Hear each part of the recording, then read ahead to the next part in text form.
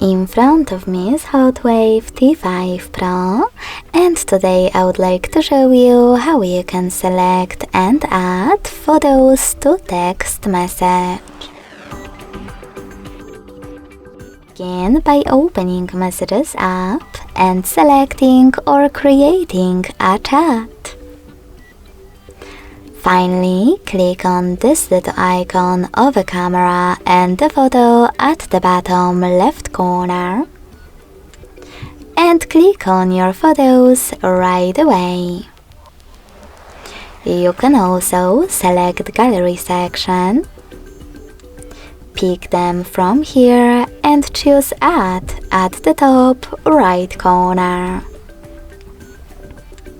Lastly, you can click on Gallery, then tap on Folders on the left, and look for your photo over here in one of those apps, or by clicking on those three lines at the top left corner. After finding it, just hold it and choose Select at the top right corner to attach it.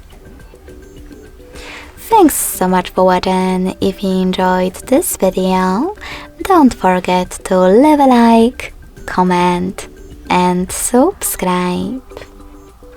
Bye!